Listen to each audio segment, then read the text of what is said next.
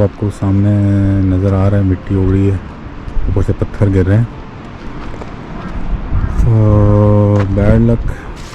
अब देखते हैं कभी रास्ता खुलता है तो हमें आगे जाने की इजाज़त मिलती है। अस्सलाम वालेकुम। 22 अक्टूबर 2023 की सुबह तकरीबन 6:30 बजे हम लोग G15 इस्लामाबाद से निकले। इस सफ़र में हम टोटल 8 लोग थे, जिनमें 5 बड़े और 3 बच्चे शामिल थे। अक्टूबर के आखिर में जाने का मकसद हुंजा के ख़ज़ां का मौसम को देखना था, जिसकी खूबसूरती का बहुत ज़िक्र हमने सुना हुआ था। हमारा प्रोग्राम कुछ इस तरह था कि हम यहाँ से बिशाम, दासू के रास्ते, चिल्लास और फिर वहाँ से गिलगित जाएंगे। पहली रात गिलगित में रुकेंगे, अगले दिन हुंजा जाएंगे और वहाँ 4 रातें रुकेंगे, और फिर वापसी पर एक रात फंडर वैली रुकेंगे और वहाँ से शंदूर देख के वापस गिलगित रुकेंगे और संडे की सुबह वापस इस्लामाबाद का सफ़र शुरू करेंगे।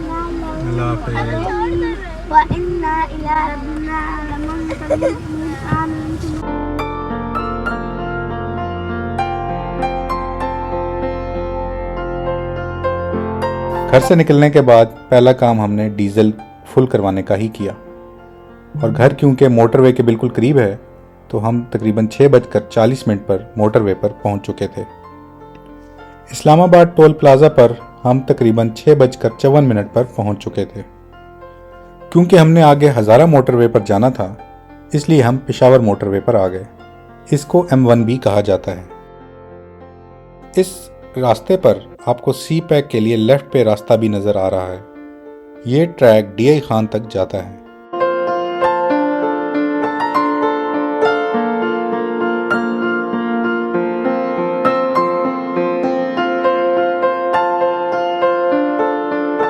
घर से निकलने के बाद तकरीबन 51 किलोमीटर के सफ़र के बाद हज़ारा मोटरवे का टर्न आ गया।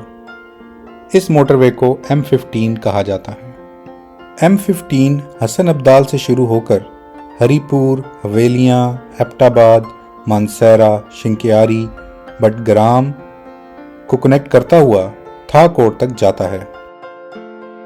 इस रास्ते पर 5 टनल्स भी हैं, जिनमें से 2 एबटाबाद और बाकी 3 बटल, कारमन और मानसैरा में मौजूद हैं। एबटाबाद में मौजूद पहली टनल, जिसको एबटाबाद टनल 1 कहा जाता है, इसकी लंबाई 1720 मीटर है। एबटाबाद ही में मौजूद दूसरी टनल, इसको एबटाबाद टनल 2 कहा जाता है, और इसकी लंबाई 2390 मीटर है। मानसैरा टनल हज़ारा मोटरवे की ये दूसरे नंबर पर सबसे बड़ी टनल है, और इसकी लंबाई 2528 मीटर है। हज़ारा मोटरवे हसन अब्दाल से लेकर हरीपुर तक 6 लेन्स पर मुश्तमिल है, जबकि हवेलियाँ से मानसैरा तक 5 लेन्स हो जाती हैं और मानसैरा से थाकोट तक सिर्फ 2 लेन्स रह जाती हैं। हज़ारा मोटरवे 2014 में शुरू की गई थी। ये मोटरवे मुख्तलिफ मराहिल में मुकम्मल हुई। पहले 60 किलोमीटर का सेक्शन, जो कि हसन अब्दाल से लेकर हवेलियाँ तक था, उसका इफ्तिताह 27 दिसंबर 2017 में किया गया। इसके बाद एक 40 किलोमीटर का सेक्शन था, जिसका इफ्तिताह 2019 में हुआ। जुलाई 2020 में मानसैरा से लेकर थाकोट तक का आखिरी सेक्शन भी मुकम्मल हो गया। इस सेक्शन की लंबाई 80 किलोमीटर थी। चौथी टनल को करमंग टनल कहा जाता है। इसकी लंबाई 442 मीटर है, और ये इस हज़ारा मोटरवे की सबसे छोटी टनल है।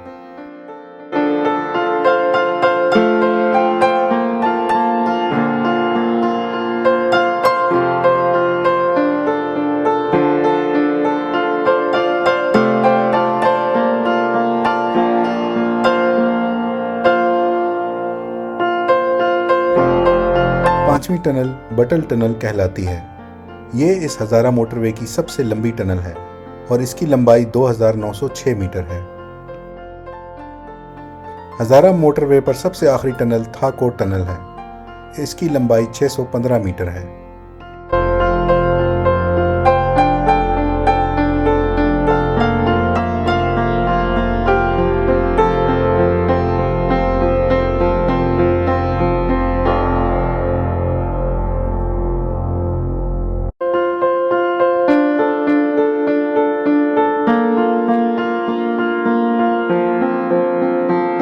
G15 इस्लामाबाद से लेकर था कोट का फासला तकरीबन 230 किलोमीटर है और गूगल मैप इसको तकरीबन 3.25 घंटे में कंप्लीट करना दिखा रहा था। हमें भी तकरीबन इतना ही टाइम लगा। बिशाम से थोड़ा पहले एक व्यू पॉइंट आता है जिसको बिशाम मोन्यूमेंट भी कहा जाता है। ये हम बिशाम व्यू पॉइंट पर खड़े हैं इस टाइम, या पीछे देख सकते हैं, खूबसूरत जगह है। ये मेरे पीछे मोनूमेंट्स हैं, ये यादगार बनी है। ये अब बिशाम से थोड़ा पहले ये एक मोड़ सा आता है, आई लव शांगला का बोर्ड भी लगा है। इस व्यू पॉइंट पर थोड़ी देर रुककर हमने भी वहाँ के नज़ारों का मज़ा लिया। ये पॉइंट बिल्कुल रोड के ऊपर दरिया सिंध के किनारे मौजूद है। कुछ तस्वीर उतारने के बाद हम यहाँ से आगे चल दिए। बिशाम में हम तकरीबन 10:30 बजे पहुँचे और चूंकि हमने अभी तक नाश्ता नहीं किया था तो हम एक जगह नाश्ते के लिए रुके। वहाँ हमने पराठे, चने, अंडे और चाय का एक लजीज सा नाश्ता किया और थोड़े फ्रेश होने के बाद तकरीबन 11:10 पर अपना सफ़र दोबारा शुरू किया। बिशाम के बाज़ार के अंदर ही वो जगह है जहाँ से एक रास्ता सवात की तरफ और दूसरा रास्ता गिलगित की तरफ निकलता है। हम क्योंकि गिलगित हुंजा जा रहे हैं तो हमने राइट साइड वाले रास्ते का इंतखाब किया। बिशाम तक तो रास्ता बिल्कुल ठीक था। अब आगे चलते हैं और देखते हैं कि रोड की पोजीशन आगे क्या है।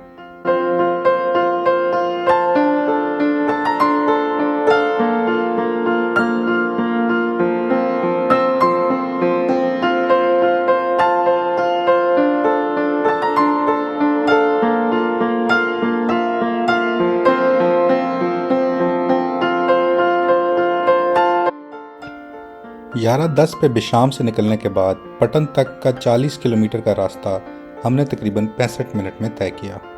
बिशाम से पटन तक का रास्ता भी बिल्कुल ठीक था। रोड बहरहाल अब काफ़ी टर्न लेना शुरू हो गई थी, जिसकी वजह से कुछ बच्चों की तबीयत ख़राब होना शुरू हो गई थी। KKH का रास्ता सुना था कि इस रास्ते पर पहाड़ काफ़ी चटियल हैं और ग्रीनरी वगैरह नहीं है, लेकिन पटन तक का रास्ता ग्रीन था। बिशाम से आगे ज़िला लोअर कोहिस्तान का एरिया शुरू हो जाता है। ये KPK में हज़ारा डिवीज़न का एक ज़िला है। इस ज़िले का सदर मुकाम पटन है। इस ज़िले की टोटल आबादी तकरीबन 3,40,000 है। ये जिस मुकाम से हम गुज़र रहे हैं, यहाँ से लोअर कोहिस्तान का एरिया ख़त्म होता है और अपर कोहिस्तान का एरिया शुरू हो जाता है।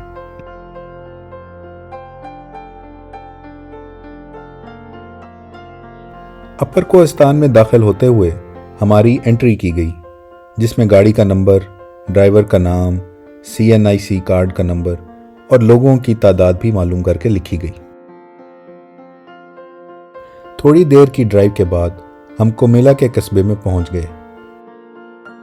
यहीं से आगे वो मुकाम आता है कि जिसमें हम इंडस रिवर को क्रॉस करके उसके राइट साइड पे चले जाते हैं। 2014 तक ये एक ही कोहिस्तान ज़िला का हिस्सा था, लेकिन 2014 में इस कोहिस्तान के ज़िले को लोअर कोहिस्तान और अपर कोहिस्तान में तकसीम करके 2 ज़िले बना दिए गए। इस वक्त दिन के 1:20 हो चुके थे। अभी तक हमारा सफ़र टाइम के बिल्कुल मुताबिक चल रहा था। यहाँ से दासू का एरिया शुरू हो रहा है, यानी कि ख्वारी का एरिया, क्योंकि दासू में हाइड्रो पावर प्लांट बन रहा है, जिसकी वजह से नई रोड्स और प्लांट की तामीर के लिए काफ़ी ज़्यादा काम हो रहा है। पूरे KKH पे ये सबसे ज़्यादा बुरा एरिया है। इस एरिया में रोड काफ़ी ख़राब है और काफ़ी स्लो चलना पड़ता है। तकरीबन 1 घंटे की ख्वारी के बाद हम इस मुश्किल पैच से निकलकर बाहर आ गए, लेकिन इस सफ़र की एक और मुश्किल अब हमारे सामने खड़ी थी। इस वक्त टाइम हो रहा था 2:30 और हम इस मुकाम पर पहुंचे तो आगे रास्ता बंद हो चुका था। KPK के तकरीबन आखिर के एरिया में लोटर के मुकाम पर हम तकरीबन 2:30 बजे पहुंचे और इस वक्त वो उस रोड को मेंटेनेंस के लिए बंद कर रहे थे। ये रोड अनाउंस करके बंद की जाती है, लेकिन हमें इस बारे में कोई मालूमात नहीं थी। ये जी हम किसी कंस्ट्रक्शन एरिया में आ गए हैं जहाँ पे ये रोड के लिए ब्लास्टिंग हो रही है। ये लैंड स्लाइडिंग नहीं है, खुद ब्लास्टिंग कर रहे हैं, कोई रास्ता निकाल रहे हैं शायद।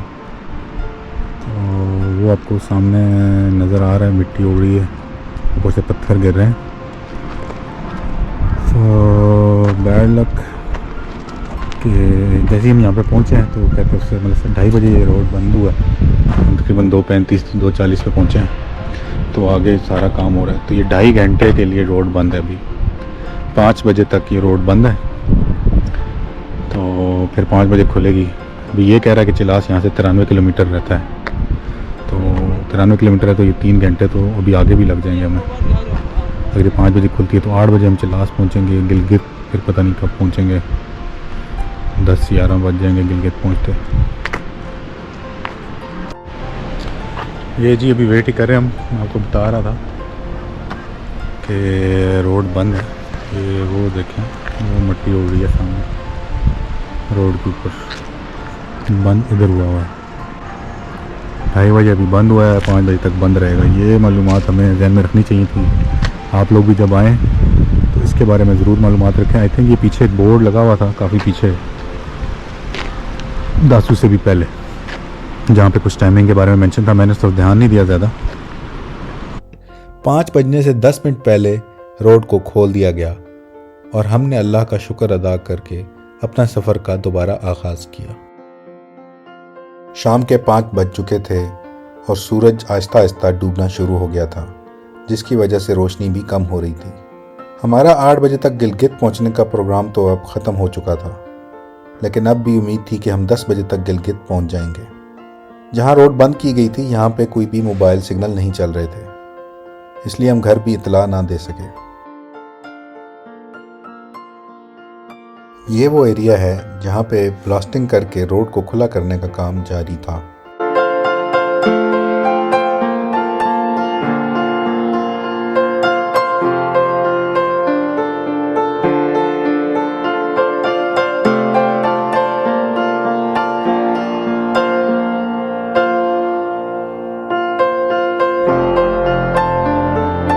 इससे आगे भी रोड की कंडीशन काफ़ी अच्छी थी।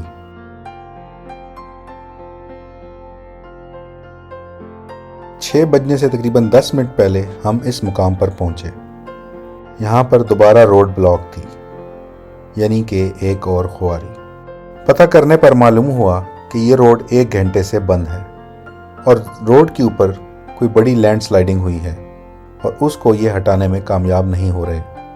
बताया गया कि इस पत्थर के ऊपर ड्रिल करके अब इसमें बारूद भरा जाएगा और इस पे ब्लास्टिंग की जाएगी। हमें उस वक्त यही बताया गया कि मज़ीद 1 घंटे से 1.5 घंटा लग जाएगा। हम बैठे रहे, लेकिन घंटे 1.5 घंटे बाद भी कुछ ना हुआ। रात के 12 बजे तक भी यहाँ पे हम बैठे रहे। क्योंकि अब ये पहला दिन ख़त्म हो रहा है तो हम आज की वीडियो यहाँ पर ख़त्म कर रहे हैं।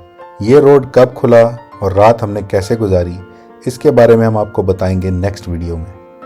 तो आने वाली वीडियो का इंतज़ार कीजिएगा। हमारे चैनल को सब्सक्राइब ज़रूर कर लें ताकि आपको हर आने वाली वीडियो की नोटिफिकेशन मिल सके। शुक्रिया।